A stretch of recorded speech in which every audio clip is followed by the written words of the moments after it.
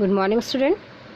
आज हम पढ़ेंगे वात्सल्य रस, जो कि रस का आखिरी प्रकार है। इसको हम कहते हैं वात्सल्य रस। वात्सल्य का अर्थ होता है माता और पुत्र का प्रेम।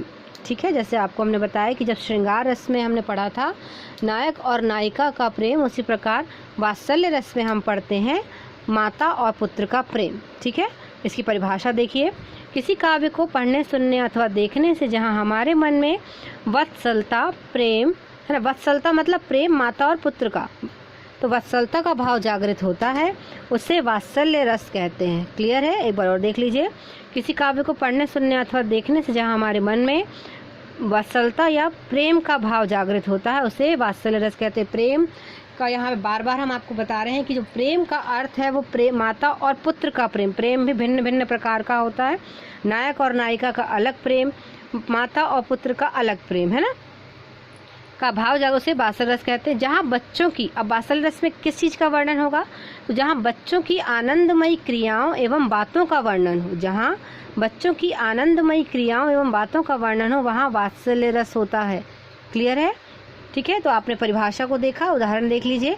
मैया मैं नहीं माखन खायो, मैं बालक बछियन को छोटो, ये छीको के ही विधि पायो। यहाँ पे जो भगवान श्री कृष्ण हैं उन पर ये इल्ज़ाम लगाया जा रहा है, ये बोला जा रहा है कि माखन किसने चोरी किया है? कृष्ण जी ने चोरी किया।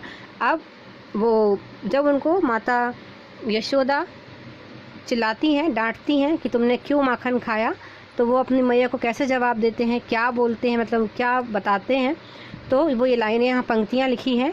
मैया मैं नहीं माखन खायो, मैया मैंने माखन नहीं खाया। कृष्ण भगवान कह रहे हैं कि मैया मैंने माखन नहीं खाया है।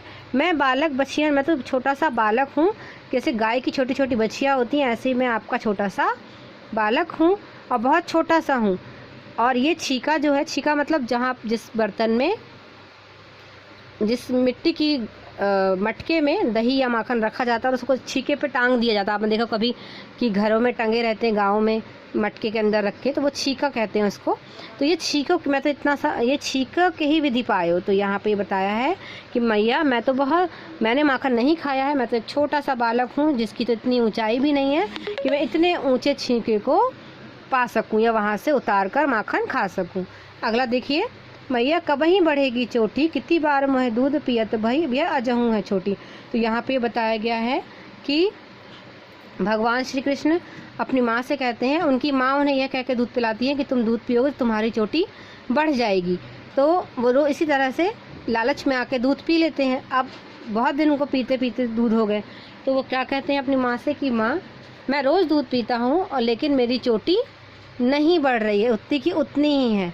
तो ये कैसे कह रहे हैं वो कि मैया कब ही बढ़ेगी चोटी। कृष्ण भगवान अपनी माँ से कह रहे हैं कि मैया मेरी चोटी कब बढ़ेगी, कितनी बार मुझे दूध पिया, मैं कितनी बार तो मैंने दूध पी लिया है, लेकिन ये उतनी की उतनी ही है, छोटी की छोटी ही है।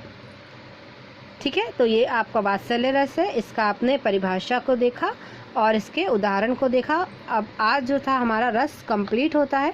रस की हमने 4 अंग, 10 के 10 प्रकार, स्थायी भाव को पढ़ा। रस बहुत महत्वपूर्ण है एग्ज़ाम के लिए, इसे आपको अच्छे ध्यान से पढ़ना है, समझना है, इसको लिखना है। जो भी डाउट्स होंगे आपके, जो समझ नहीं आएगा, आप बिल्कुल पूछ सकते हैं। कॉपी में से नोट कीजिए और याद कीजिए।